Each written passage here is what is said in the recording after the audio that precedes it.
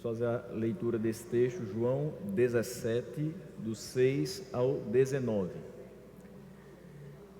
Eu revelei teu nome àqueles que do mundo me deste. Eles eram teus. Tu os deste a mim, e eles têm obedecido à tua palavra. Agora eles sabem que tudo o que me deste vem de ti, pois eu lhes transmiti as palavras que me deste, e eles as aceitaram. Eles reconheceram que de fato vim de ti, e creram que me enviaste. Eu rogo por eles. Não estou rogando pelo mundo, mas por aqueles que me deste, pois são teus. Tudo que tenho é teu, e tudo que tens é meu, e eu tenho sido glorificado por meio deles. Não ficarei mais no mundo, mas eles ainda estão no mundo, e eu vou para ti. Pai Santo, protege-os em teu nome, o nome que me deste, para que sejam um, assim como somos um. Enquanto estava com eles, eu os protegi e os guardei no nome que me deste. Nenhum deles se perdeu, a não ser aquele que estava destinado à perdição, para que se cumprisse a Escritura. Agora vou para ti, mas digo estas coisas enquanto ainda estou no mundo, para que eles tenham a plenitude da minha alegria. Dê-lhes a tua palavra, e o mundo os odiou, pois eles não são do mundo, como eu também não sou. Não rogo que os tires do mundo, mas que os protejas do maligno. Eles não são do mundo, como eu também não sou. Santifica-os na verdade, a tua palavra é a verdade. Assim como me enviaste ao mundo, eu os enviei ao mundo. Em favor deles eu me santifico, para que também eles sejam santificados pela verdade. Vamos orar mais uma vez. Senhor Deus, queremos te agradecer por esta manhã. Te agradecer, Senhor, por mais um dia que o Senhor nos dá, de poder meditar na tua palavra, de poder aprender mais da tua palavra, de poder, Senhor, através dessa porção, extrair aquilo que é necessário para a nossa vida, para continuar acertando e para corrigir aquilo que está errado. Nos ajuda nessa tarefa, com o auxílio do teu Santo Espírito, e no nome de Jesus é que nós te oramos. Amém. Meus irmãos, no último sermão, nós vimos que Jesus iniciou a sua oração do versículo 1 até o versículo 5, pedindo pela sua glorificação e missão. E uma vez que ele havia completado a missão dada pelo Pai, e a gente já falou sobre isso, então ele rogava que ele o glorificasse, pois isso também traria glória ao Pai. Uma vez que Jesus fosse glorificado, o Pai também seria glorificado. E aí a gente lembra de algo que eu falei pelo menos 3 vezes no último sermão, que é: a glória de uma das pessoas da Trindade transborda, promove a glória das demais. Mas hoje a nossa meditação vai ser acerca da segunda parte dessa mesma oração, só que agora voltada ao Pai em favor dos discípulos. Certamente aí a sua Bíblia vai ter assim: Jesus ora por seus discípulos, do versículo 6 ao 19. Parece que, olhando simplesmente o número, você tem 5 versículos para Jesus orar por si mesmo, mas ele agora gasta 14 orando por seus discípulos. Seria porque ele não precisaria de orar por si mesmo, mas os discípulos precisavam muito mais de oração? Eu não vou nem levar por esse lado, eu vou levar simplesmente pela seguinte questão: havia mais coisas a serem faladas aos discípulos do que simplesmente a ele, que já havia completado a missão. Então, se ele já havia completado a missão, restava agora ser glorificado para que o Pai fosse glorificado. Mas aos discípulos restava muita coisa, a continuação da obra que havia sido iniciada por ele. Como fazer isso? Na força de quem? Dependendo de quem? E eles precisavam estar muito conscientes e alertas. E aqui ele vai mais uma vez ratificar algumas questões acerca do seu relacionamento com o Pai, e como a missão que ele veio fazer tem a ver com aquilo que vai suceder à sua partida. A gente lembra que desde o capítulo 13, 14, ele vem falando acerca do momento em que é chegada a hora, e ele inicia essa oração dizendo: Pai, chegou a minha hora. Mas para que ficasse ainda mais claro para os discípulos, então ele vai começar a agora rogar ao Senhor Deus acerca daqueles que vão ficar após a sua partida, acerca daquilo que eles vão enfrentar após a sua partida. Então no versículo 6 ele vai dizer: eu revelei teu nome àqueles que do mundo me deste. Quando ele diz eu revelei teu nome, foi para isso que ele veio. A sua missão na terra era justamente anunciar, apresentar o Pai àqueles que são do Pai e que o Pai lhe deu. Então, na sua missão na terra, Jesus anunciou e apresentou o Pai à humanidade, e isso na beleza da sua perfeição.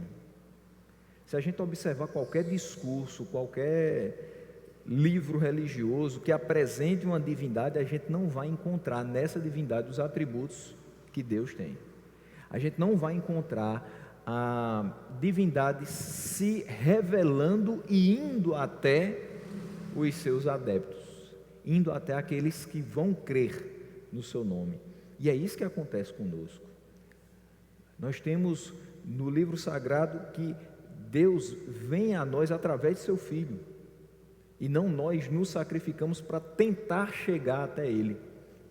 E isso faz da nossa salvação algo muito mais que especial, porque não somos nós que brigamos simplesmente contra a nossa natureza para tentar agradar a Deus, e aí Ele, se achar que fomos dignos, no nosso sacrifício, no nosso esforço, Ele nos premia com a salvação. Não, Ele fez isso sendo nós ainda pecadores.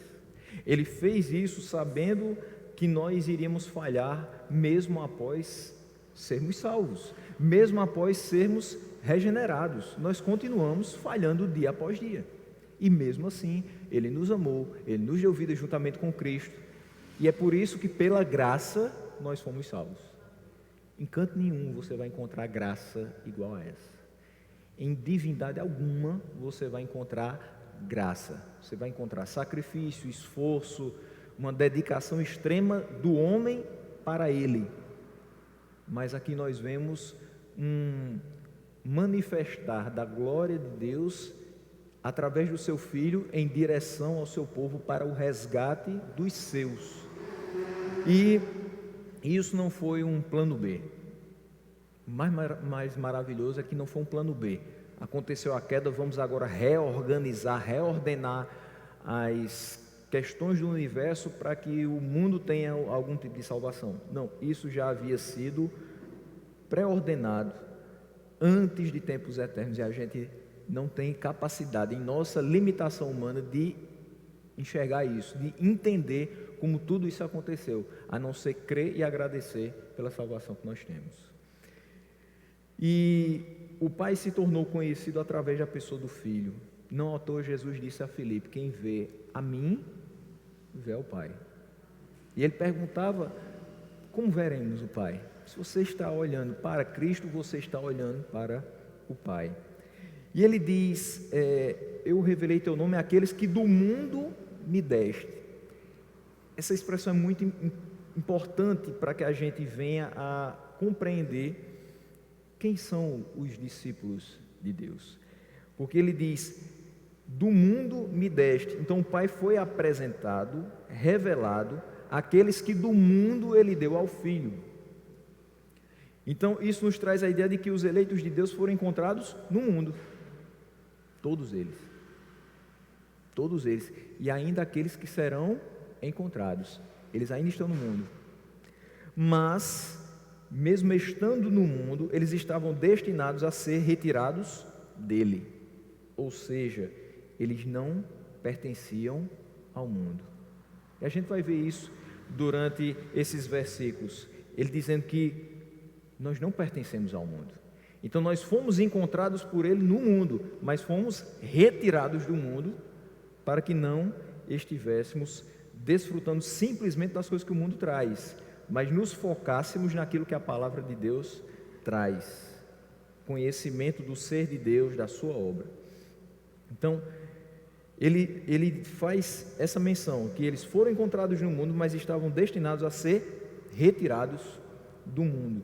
E ele diz: eles eram teus. Eles eram teus. Então, no momento em que Jesus está dizendo isso, ele está fazendo menção ao passado. Eles eram teus. Não existe um momento nesse relato aqui que você possa dizer: as pessoas a quem Cristo revelou o ser de Deus Pai estavam nas mãos de Satanás. Eu não consigo encontrar isso aqui, porque ele diz: eles eram teus. Então os eleitos de Deus nunca estiveram sob o domínio de Satanás.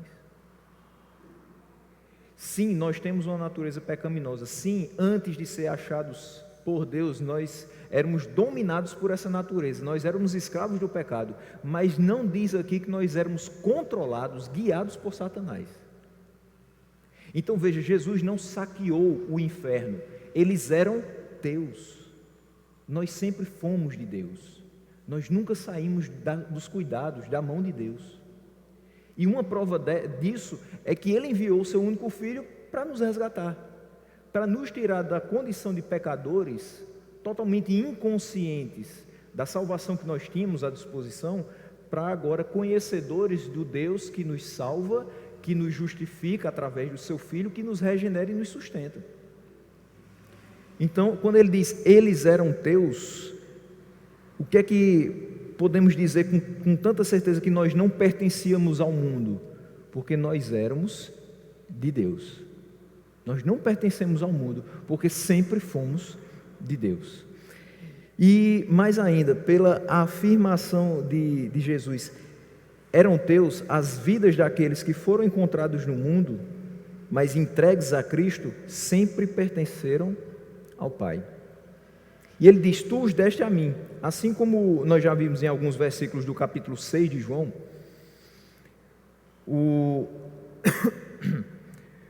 no capítulo 6 ele vai falar, por exemplo, ninguém vem a mim se o Pai que me enviou não o trouxer. Isso é uma das questões. Então o Pai o entregou àqueles que haveriam de crer no nome do Filho, e nenhum desses foi perdido, nenhum desses foi lançado fora. Então, quando ele diz, tu os deste a mim, foi o próprio Pai que levou-os ao Filho. Ninguém chega ao Filho sem ter sido antes levado pelo Pai. E ninguém se chega ao Pai a não ser pelo Filho. Isso a gente vê em João 14, versículo 6. Uma vez que Ele é o caminho, a verdade e a vida. Mas ele vai continuar dizendo assim, tu os deste a mim e eles têm obedecido à tua palavra. Então, quando ele diz, eles têm obedecido, eles têm guardado a tua palavra, como é que nós não nos perdemos?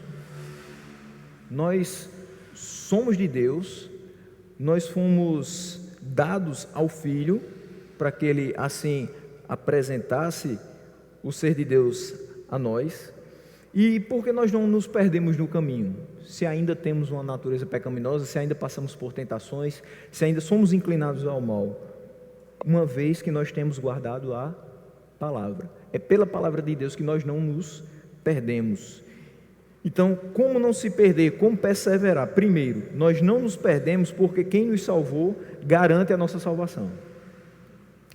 Se eu digo assim, eu tenho como perder a minha salvação, eu estou dizendo que o poder de Deus é insuficiente para garantir a minha salvação. Eu estou dizendo que o sacrifício de Cristo na cruz do Calvário não foi suficiente para cobrir a minha multidão de pecados. Então, em primeira instância, eu estou simplesmente reduzindo Deus a quase nada. Mas não é só isso. É porque o que garante a nossa salvação, de fato, é porque o sangue de Cristo é que foi derramado. Não foi o meu sangue, não foi o seu sangue. Meu sangue não cobre pecado de ninguém. A minha morte não serviria para cobrir a morte de ninguém. Não serviria para salvar ninguém. Mas a morte de Cristo em nosso lugar, em nossa substituição, isso sim garante a nossa salvação, porque o sangue que ali foi derramado, de fato expiou pecados, de fato fomos perdoados, de fato os nossos pecados foram lançados no mar do esquecimento. Então, o preço que foi pago foi de uma vez por todas. Diz na palavra que o escrito de dívida que era contra nós foi rasgado.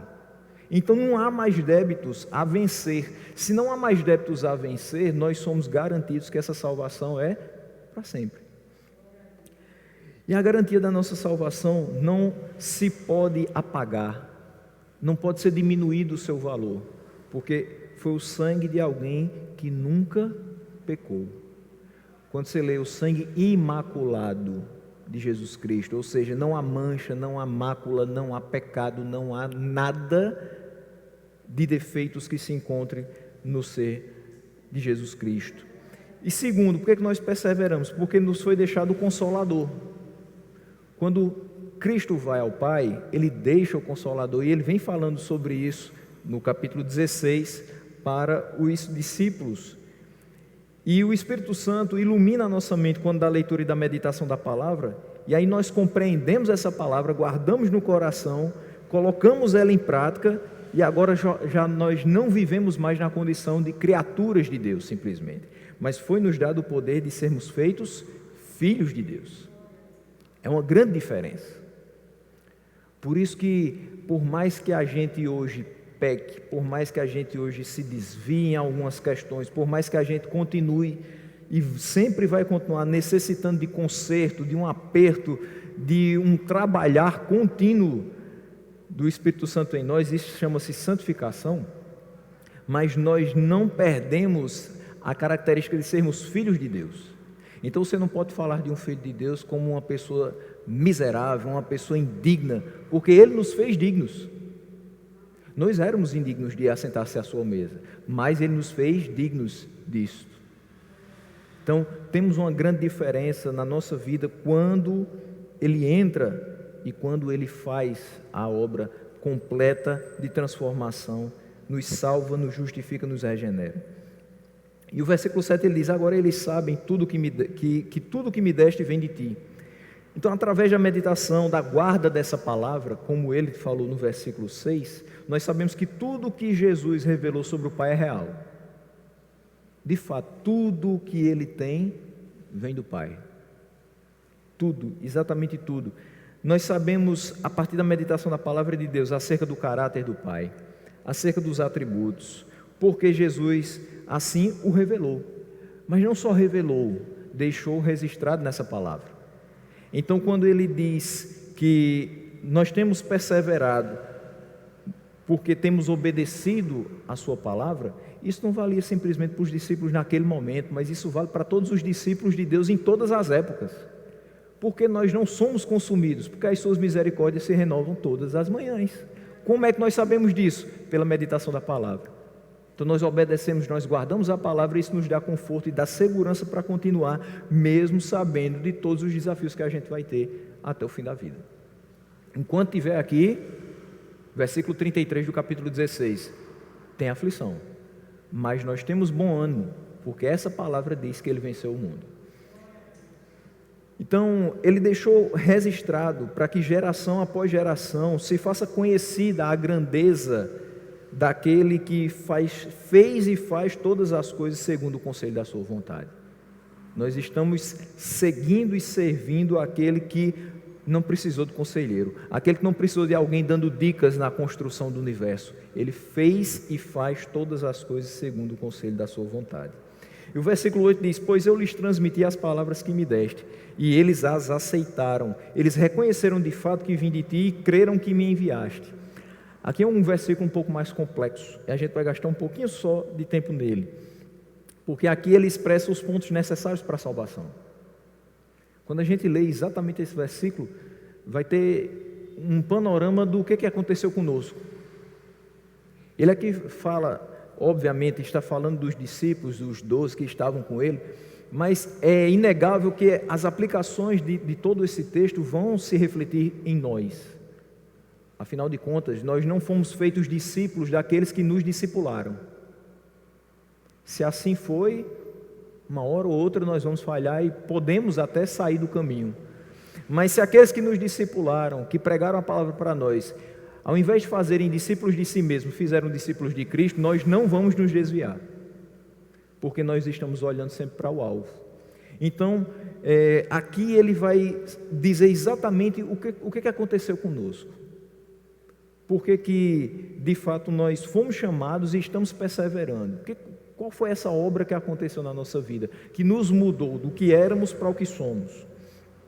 Então ele, em primeiro lugar, para que haja salvação, é necessário que haja pregação do Evangelho. Isso não é uma surpresa para quem já leu Romanos 10, 17. Mas aqui ele diz: pois eu lhes transmiti as palavras que me deste. Está aqui, as palavras que foram dadas. Essas palavras subiram ao coração dos discípulos e eles foram transformados. De pessoas que estavam na coletoria e que esperavam no material, para pessoas que largaram tudo e agora esperam naquele que pode todas as coisas.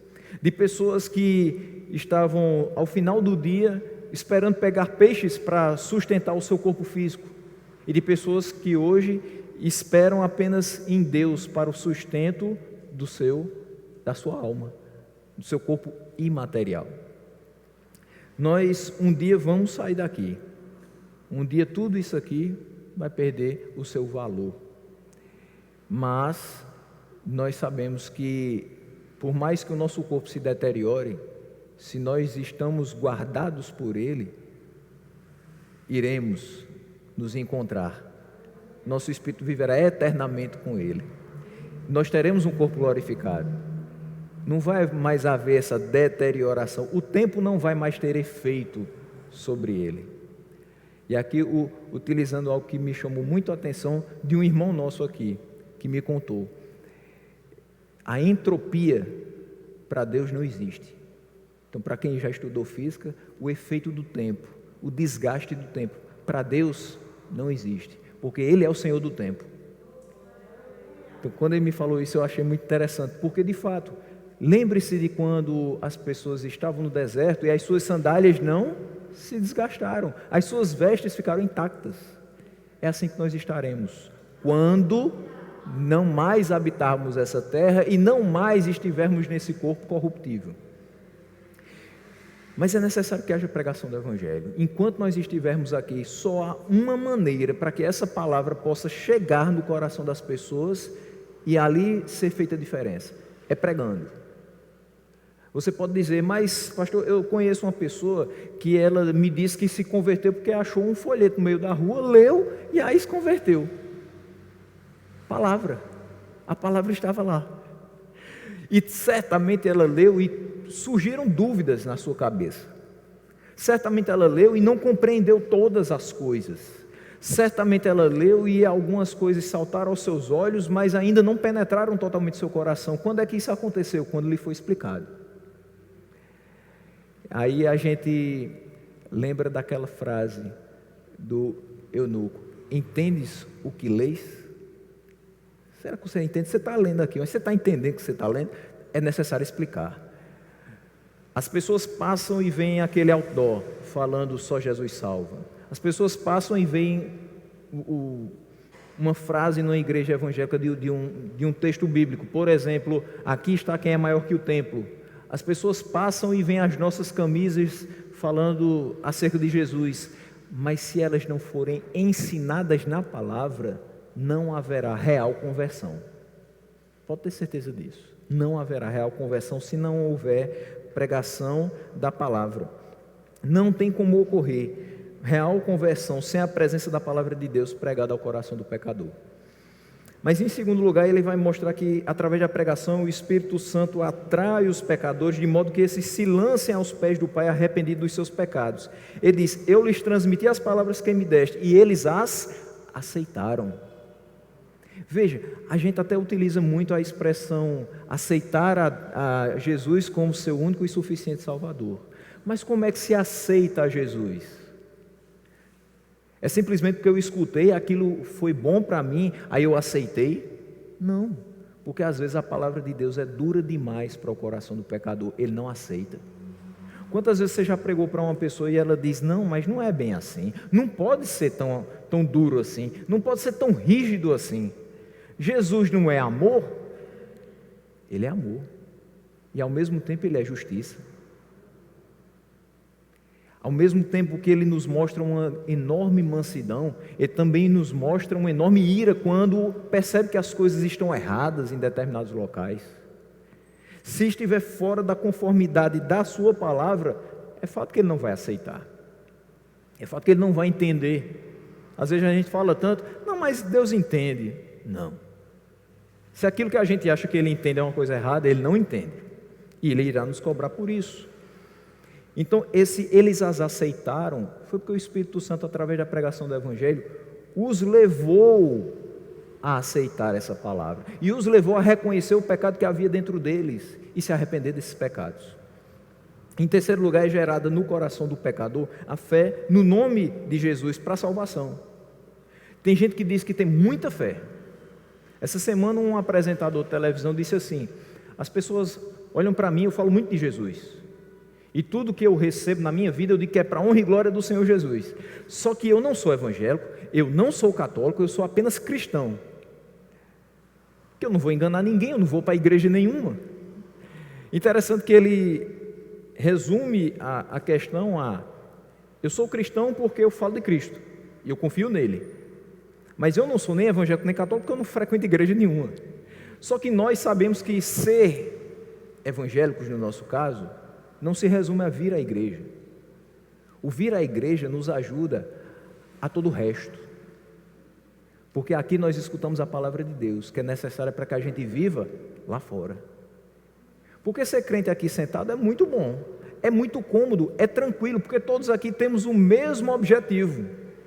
O desafio é ser crente lá fora, onde não temos igualdade de condições ou de objetivos. Você chega num lugar e desde o comecinho da manhã as pessoas estão falando coisas que não fazem parte da palavra de Deus, pessoas que não compartilham da mesma fé que você, pessoas que querem desviar você dessa fé. Aí o desafio de ser cristão, aí o desafio de realmente seguir e viver essa palavra. É em casa, é na rua, é no trabalho, ou seja, não se resume só aqui. Aqui é a reunião dos santos, mas lá fora tem muito ímpio querendo ver você cair. E aí a necessidade de estar abastecido e firme na palavra de Deus. Então, a fé que as pessoas dizem ter e que dizem: eu tenho minha fé, eu tenho meu Jesus, eu tenho o meu pensamento na divindade, eu tenho minha forma de me expressar. Não é esse tipo de fé que é a fé para a salvação. A fé salvífica é a fé no nome de Jesus, é a fé que o sacrifício de Jesus foi válido também para você. É a fé que vai te levar a entregar toda a sua vida, não só um pedaço, nas mãos de Deus, e que Ele conduza a sua vida. E não é uma fé cega, pelo contrário, nós entendemos o que lemos, entendemos como Ele faz, para que as coisas sejam para o nosso bem. Ele age em todas as coisas para o bem daqueles que o amam e que foram chamados segundo o seu propósito. Então nós sabemos por que as coisas dão certo, porque Ele está agindo em todas elas.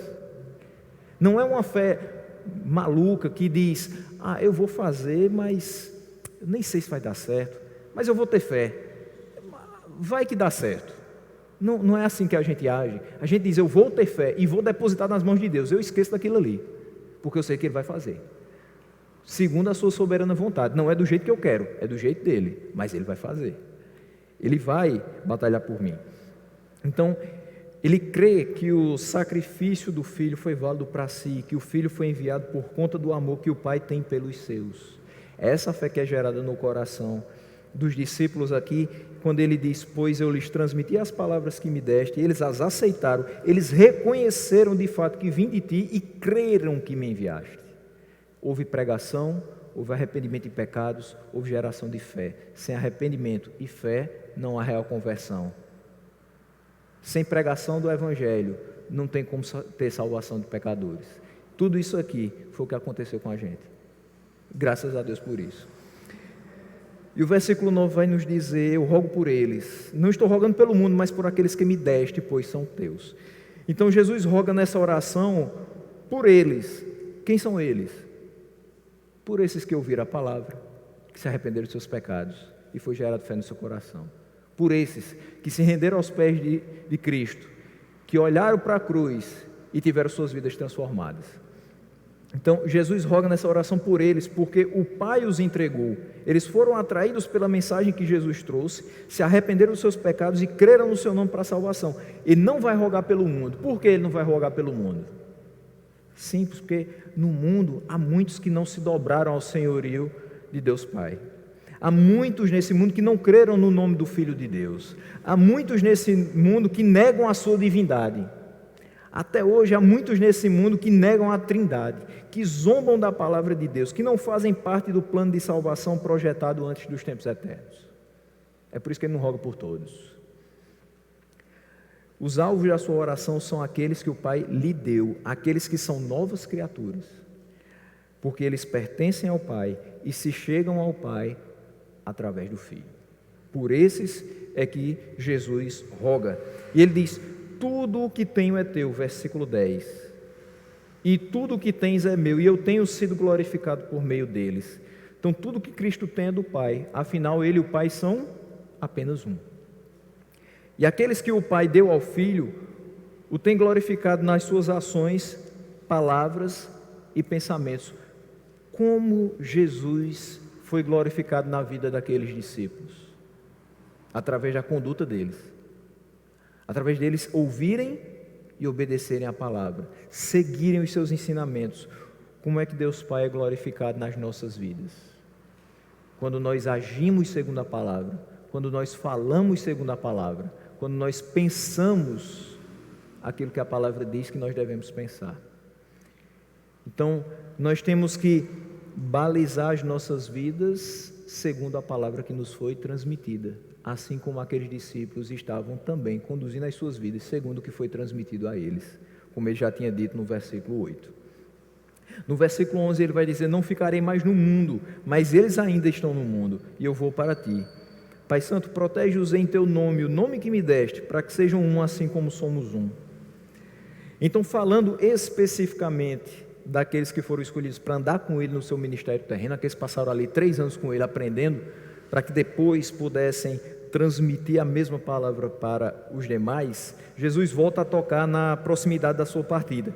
Ele vai reiterar que a hora é chegada, como ele fez no versículo 1 do capítulo 17, no início da oração. Ele vai para o Pai, mas os discípulos vão continuar no mundo. Mas não só os discípulos, aqueles que haveriam de crer também estavam no mundo. Então, aqueles que haviam de ser alcançados pela pregação da palavra continuam no mundo, e agora ele vai interceder ao Pai pela proteção deles, os que já creram e os que ainda hão de crer, que depois ele vai tocar nesse assunto. Então, ele intercede pela proteção deles em nome de Deus, o nome que me deste. E é interessante porque quando Jesus cita isso, mais uma vez ele vai ratificar a sua divindade. Então, para aqueles que ainda hoje negam a divindade, ele diz: pede pela proteção no nome de Deus, o nome que me deste, ou seja, o mesmo nome. O mesmo nome. Por isso que ele tem os mesmos atributos, ele tem a mesma essência do Pai. E nós sabemos que o nome que foi dado a Cristo é o nome que está acima de todo nome. E nós sabemos que debaixo dos céus nenhum outro nome há dado entre os homens pelo qual importa que nós sejamos salvos. É esse nome, é nesse nome que ele pede proteção, é nesse nome que ele oferece também proteção a nós. Então, por que Jesus ora por proteção aos discípulos? Para que eles sejam um, assim como ele e o Pai são um. Então, meus irmãos, os filhos de Deus são chamados para formar um povo. Um povo. E uma das marcas distintivas da igreja é a unidade. Infelizmente, a gente hoje percebe uma grande fragmentação do povo de Deus. Eu não estou falando isso por conta das inúmeras denominações que existem, mas eu estou falando pela divergência dessa questão de unidade. Eu posso ter uma forma diferente de batizar na denominação que outra denominação? Posso. Muito se discute aspersão e imersão, mas isso é secundário. Até porque o principal naquele texto de Marcos 16, 15, 16, é a fé, é o crer. Então nós temos nas mais diversas comunidades cristãs pelo menos 3 formas de batismo. E não é necessário que todos sigam a mesma. Então você tem aspersão, imersão e infusão. Mas o que nós percebemos? Que há algo que nos liga, uma espinha dorsal, que essa não pode ser separada, essa não pode ser negada. Você não pode dizer que não existe trindade. Aí você deixou de ser igreja cristã. Você não pode ter uma igreja que diga que Jesus Cristo não é Deus, ou que Ele não se encarnou. Então, determinados pontos são fundamentais, são doutrinas fundamentais do cristianismo.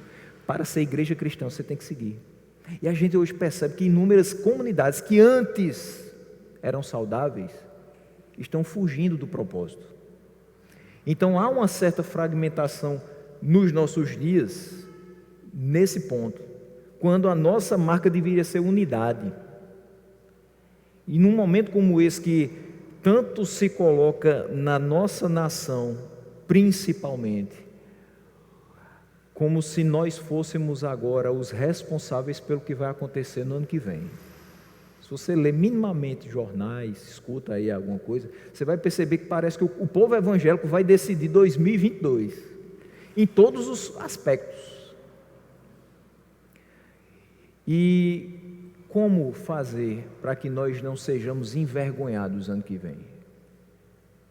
Para que essa palavra continue sendo pregada sem que outras questões atrapalhem, sem que a gente se envolva naquilo que não deveria, ou que a gente se envolva, mas da maneira certa e glorificando a Deus. Unidade. Por que eu tenho que finalidade, ou que prazer, ou que vantagem eu vou ter de falar mal de uma pessoa de outra denominação, por conta de um certo posicionamento social dela? A gente vê isso todos os dias, e vão quebrando a unidade da igreja, mesmo que concordem doutrinariamente, mas questões externas vão levando a gente a ter diferenciação das pessoas, a nos afastar das pessoas, e a marca distintiva da igreja, uma delas, deve ser a unidade. Nós somos o Brasil para Cristo, mas nós somos tão filhos de Deus quanto nossos irmãos assembleanos, batistas, congregacionais, presbiterianos, metodistas e assim por diante. O que eu quero dizer com isso é que, meus irmãos, o momento não é de fragmentar e se dividir, e não é porque lá na ponta, lá no centro-oeste brasileiro, estão achando que nós vamos apoiar A ou B. O momento não é de se dividir, porque nunca houve momento para divisão. O momento não é para se dividir, porque sempre nós precisamos estar unidos num só Deus, guiados por um só Espírito, alicerçados em uma só palavra. É por isso. Então, Paulo disse aos Efésios no capítulo 4, versículos 3 a 6, façam todo o esforço. Eu acho que isso aqui é para a gente ainda, em 2021. Façam todo o esforço para conservar a unidade do Espírito pelo vínculo da paz. Há um só corpo e um só Espírito, assim como a esperança para a qual vocês foram chamados é uma só. Há um só Senhor, uma só fé, um só batismo, um só Deus e Pai de todos, que é sobre todos, por meio de todos e em todos. No nosso caso, Deus é um só. Aqui que eu falei 15 dias atrás, que as pessoas dizem, Deus é um só. É para orar diferentemente, sempre se diz isso. Mas no nosso caso, Deus é de fato um só. O Deus que nos chamou é um só. O Deus que chamou o seu povo através do seu Filho é um só. Não existe outro. E nós precisamos estar unidos nele, para a glória dele. Versículo 12 nos traz o seguinte: enquanto estava com eles, eu os protegi e os guardei no nome que me deste. Nenhum deles se perdeu, a não ser aquele que estava destinado à perdição, para que se cumprisse a Escritura. Então, o que nós temos no versículo 12? Enquanto Jesus estava com eles, ele cumpriu a sua missão, protegeu e guardou aqueles discípulos. Todos aqueles que se chegaram a Jesus encontraram nele guarida. Todos eles. Nenhum deles se perdeu. Nenhum dos que o Pai o deu se perdeu. Todo o que o Pai deu ao Filho encontrou nele salvação. Se você foi salvo pela graça de Deus, por meio da fé na pessoa de Jesus Cristo, não há como se perder. A referência ao que estava destinado à perdição é a Judas Iscariotes. E ele diz que é para que se cumprisse a Escritura. A apostasia de Judas já estava profetizada séculos antes desse texto. E a gente vê isso no Salmo 41, versículo 9. Até o meu melhor amigo, em quem eu confiava e partilhava do meu pão, voltou-se contra mim. Então é para se cumprir isso aqui que houve o que estava destinado à perdição. Mas fora o que estava destinado à perdição, o filho da perdição, em algumas versões, todos tiveram salvação. Nenhum deles se perdeu. A traição por parte de Judas foi necessária para cumprir várias outras passagens que vão descrever a paixão de Cristo. Para Jesus, muitas passagens das Escrituras continham profecias acerca de diversos detalhes do seu ministério messiânico. Então ele vai ressaltar que todas essas profecias se cumpririam. Por quê? Porque eram a própria palavra de Deus. Nada que está aqui, meus irmãos, foi colocado aleatoriamente. Muita coisa já se cumpriu, e o que há de se cumprir, pode ter certeza, irá se cumprir. Não tem como, é palavra de Deus. Então, ao escolher Judas, Jesus estava consciente da participação que ele teria na sua paixão, e no entanto, escolheu colocar entre os 12. Aí a gente pode parar e pensar o seguinte: por que Jesus escolheu Judas e colocou entre os 12, sabendo que ele iria traí-lo? Aí você pode também fazer a seguinte pergunta: e por que ele me escolheu? Sabendo que ia ter dias em que eu ia me levantar e dizer assim: se eu pudesse hoje eu não ia para a igreja. Porque ele me escolheu e me concedeu um ministério se ele sabia que em muitas semanas eu seria relapso e chegaria nos últimos minutos antes da pregação, terminando meu sermão? Por que ele me escolheu? Nós não somos melhores do que Judas, mas tem uma diferença: nós não apostatamos. Nós ainda estamos firmes, mas é necessário pedir a Ele firmeza todos os dias. É necessário estar alicerçado na palavra de Deus, para que a gente não caia na mesma tentação que ele caiu. No versículo 13 ele diz: agora vou para ti, mas eu digo essas coisas enquanto eu ainda estou no mundo, para que eles tenham a plenitude da minha alegria. Então, no final do capítulo 16, ele vai citar que havia dito aquelas questões acerca da sua partida, para que os discípulos tivessem paz. Agora, ele cita que diz todas essas coisas, ainda estando no mundo, para que eles tivessem plenitude de alegria. Então, em Cristo, na sua obra, nas suas promessas, descansando nele, nós podemos ter certeza que vamos desfrutar de paz e de alegria. Interessante que eu escutei uma referência a uma postagem de um famosíssimo atleta, e ele, momentos antes de fazer essa postagem, ele tinha colocado como tinha sido sua noite com os seus parceiros de vida, e como tinha sido maravilhoso passar a noite bebendo, comendo bem, em locais caríssimos. E parece que alguma coisa pesou no seu coração, depois de ter feito aquela grande festa. E ele chegou em casa e fez uma segunda postagem. E essa postagem era falando sobre paz. Ela tinha apenas 30 segundos. Continha um jovem sentado em uma cadeira, com uma parede preta atrás, uma luzinha colocada especificamente no centro daquele palco, uma mesa muito bem feita, com um copo de água em cima. E ele falava como você poderia ter paz, mesmo que você tivesse cometido alguns erros naquele dia, mesmo que você não fosse assim um exemplo de conduta, mas você pode ter paz.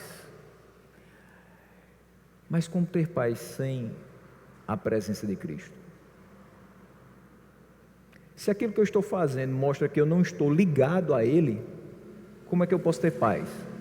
Como é que eu posso deitar a cabeça no travesseiro e pensar, bom, esses meus pecados não são para minha condenação porque eu estou em Cristo.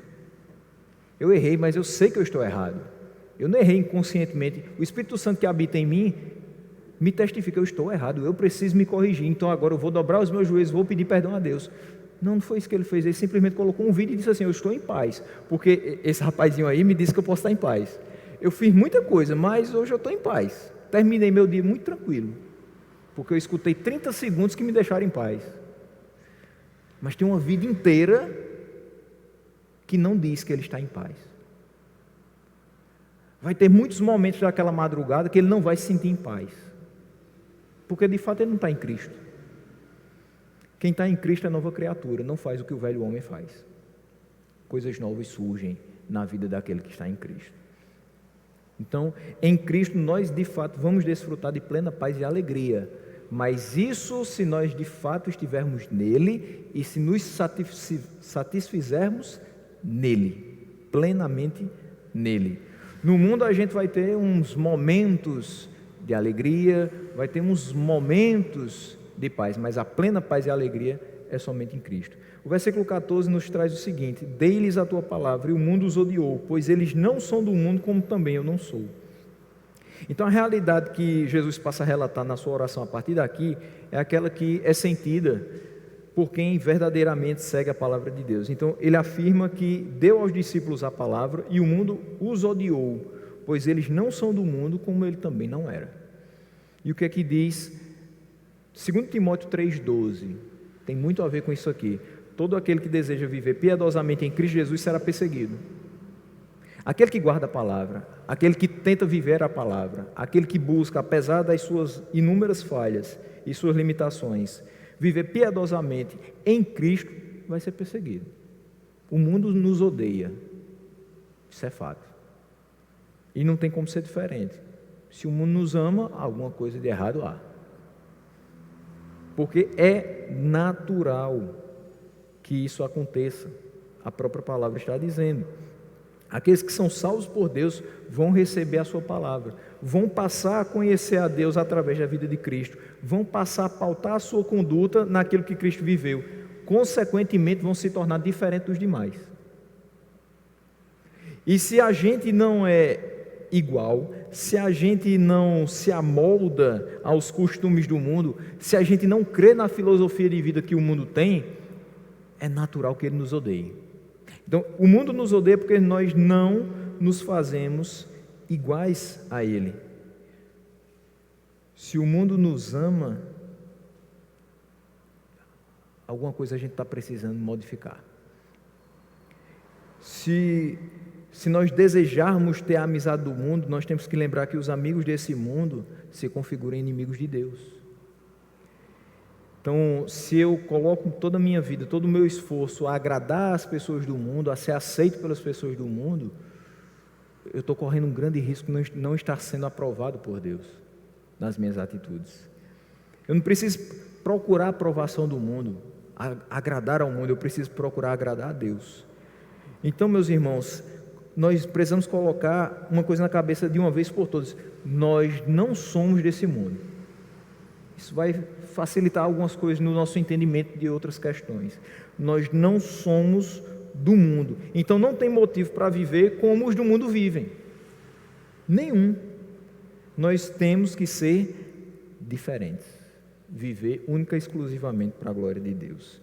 E os versículos 15 e 16 vão trazer isso para nós. Não rogo que os tires do mundo, mas que os protejas do maligno. Eles não são do mundo, como eu também não sou. Então ele vai reforçar isso aí. É fato que os discípulos sofreram por seguir a Jesus, e que nós vamos sofrer também, se nós seguirmos a Jesus. Mas nem por isso a gente vai orar para que Deus nos tire do mundo e nos preserve desse sofrimento. Senhor, nos tira desse mundo porque a gente não quer sofrer. Não é essa a nossa oração.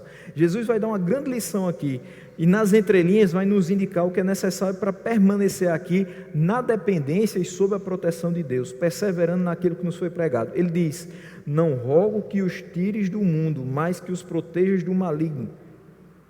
É certo que nós vamos sofrer pela causa divina. O texto de Mateus 5, 10 a 12 nos assegura disso. nós vamos sofrer, porque ele diz: bem-aventurados os perseguidos por causa da justiça, pois deles é o reino dos céus. Bem-aventurados serão vocês quando por minha causa os insultarem, perseguirem e levantarem todo tipo de calúnia contra vocês. Alegrem-se e regozijem-se, porque grande é a recompensa de vocês nos céus, pois da mesma forma perseguiram os profetas que viveram antes de vocês. Mas nós não seremos tirados daqui por essa razão. Nossa perseverança em meio às aflições, às tribulações, vai servir de testemunho para aqueles que ainda serão convencidos do pecado, da justiça e do juízo. A forma como a gente vive hoje vai também impactar as pessoas que vão ouvir o Evangelho através de nós e de outras tantas pessoas. Então, por esses Jesus intercederá na última parte de sua oração, aqueles que virão a crer no Evangelho. Mas no versículo 16 ele vai reafirmar o seguinte: e nos certificar que nós não somos do mundo, como também ele não é. Por que ele fala duas vezes isso? Por que ele repete a mesma expressão? Eles não são do mundo, como também eu não sou. Porque nós não podemos ser mundanos. Isso tem que bater o tempo todo na nossa cabeça. Nós não somos do mundo, nós não vamos nos amoldar às características do mundo, nós não podemos ser mundanos. Se isso não estiver martelando o tempo todo na nossa cabeça, a gente vai cada dia mais sutilmente, isso não é um processo agressivo, é sutil e fácil, a gente vai se amoldando, daqui a pouco a gente está igual ao mundo. E o pior, querendo trazer isso para dentro da igreja. Isso não pode acontecer. Então, a nossa fala não deve ser mundana. E como é difícil a gente estar num local onde a gente tem um maior carinho, uma maior consideração pelas pessoas, mas tudo que elas falam nos leva para longe de Deus. E a gente tem que dizer: meu amigo, tenha um bom dia e eu vou para o meu setor, porque aqui a conversa está meio pesada, vou me afastar. Não precisa você ser desagradável, precisa você ser firme nas suas convicções. Não precisa você ser mal educado, mas precisa você saber muito bem qual a sua responsabilidade enquanto cristão. Então, a nossa fala não deve ser mundana, a nossa conduta não deve ser mundana, a nossa família não deve ser mundana, a nossa igreja não deve ser mundana, porque ela serve àquele que não é do mundo, mas que dos céus enviou o seu Filho para nos salvar e redimir todo pecado. E aí ele ora: Senhor, santifica-os na verdade, a tua palavra é a verdade. Jesus não orou pedindo bem-estar temporal dos discípulos. Não orou: Pai, tira um pouco as tribulações deles, diminui as aflições deles. Não, ele diz: santifica-os na verdade. O maior desejo de Cristo é que eles fossem santos. E aí ele indica o meio pelo qual a santidade pode ser obtida. É a verdade. E onde está a verdade? Na palavra. Então, quando ele diz santifica-os na verdade, a tua palavra é a verdade. A forma como eles poderiam ser santificados é através da palavra. A forma como nós podemos ser santificados continua sendo através da palavra. Nela nós vamos encontrar tudo o que nós precisamos para manter a nossa vida em conformidade com a vontade de Deus, como seus discípulos. Então, leiamos a Bíblia, meditemos na Bíblia, vivamos de acordo com o que foi exposto na Bíblia, para a honra e glória do Senhor. Versículo 18, já estamos encerrando. Ele diz: assim como me enviaste ao mundo, eu os enviei ao mundo. Em favor deles eu me santifico, para que também eles sejam santificados pela verdade. Os dois últimos versículos. Então, quando ele fala assim como tu me enviaste, eu os enviei, um texto muito semelhante a esse, João 20, 21. Então, assim como o Pai designou Jesus para o seu ofício e missão, lhe dando autoridade para isso, do mesmo modo Cristo designou os apóstolos e os revestiu de autoridade. E assim como o Pai enviou o seu Filho ao mundo para salvar os pecadores, Cristo enviou os apóstolos para dar continuidade a essa obra. Por que nós pregamos? Porque ainda existe muito pecador para ser alcançado. Às vezes as pessoas dizem assim: mas se existem os eleitos por aí, por que a gente prega? Uma hora ou outra Deus não vai alcançar? Mas eu falei logo no começo: como é que se alcança? pela pregação do Evangelho. Não tem como ter verdadeira conversão sem a pregação. Eles são eleitos, eles são escolhidos, eles estão nas mãos do Senhor, eles pertencem a Deus, eles são teus. Mas é necessário que nós preguemos, para que eles possam ser convencidos dos seus pecados. E nós estamos dando continuidade a essa obra, através do exemplo desses apóstolos. Então, Jesus é o padrão supremo das missões. E num sentido derivado, todo cristão é um missionário, enviado ao mundo para dar testemunho de Cristo. E para quê? Alcançar os perdidos, onde quer que eles estejam, para conduzi-los ao Salvador. Ide e pregai o Evangelho a toda criatura. Essa é a missão que nos foi dada. E quando ele diz, eu me santifico a mim mesmo, Jesus é absolutamente santo. Ele necessitava de santificação?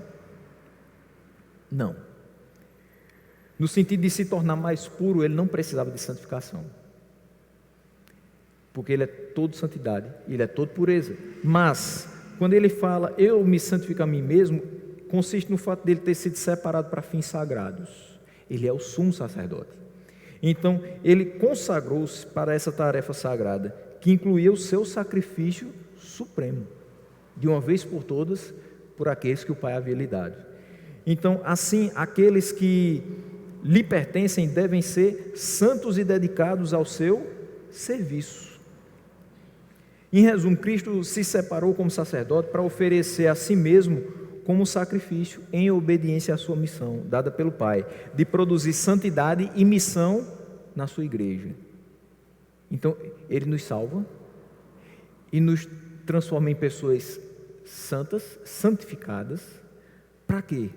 Para que sejamos para o louvor da sua glória, para que produzamos, para que saiamos das quatro paredes da igreja local e preguemos o Evangelho a toda criatura, para que vivamos como testemunhos vivos do seu poder e do seu amor.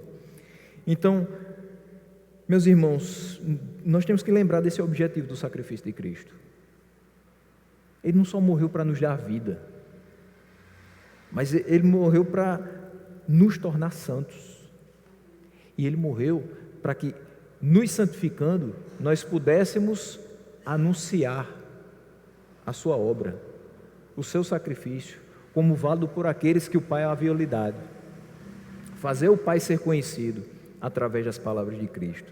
Então, lembrando desse objetivo do sacrifício de Cristo, nós precisamos viver em santidade e ser produtivos na missão que nos foi confiada aqui na terra, de ir por todo o mundo e fazer conhecido o nome de Cristo, pelo qual se chega ao Pai, a toda criatura.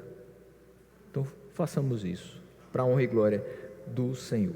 Que Ele nos abençoe nessa manhã.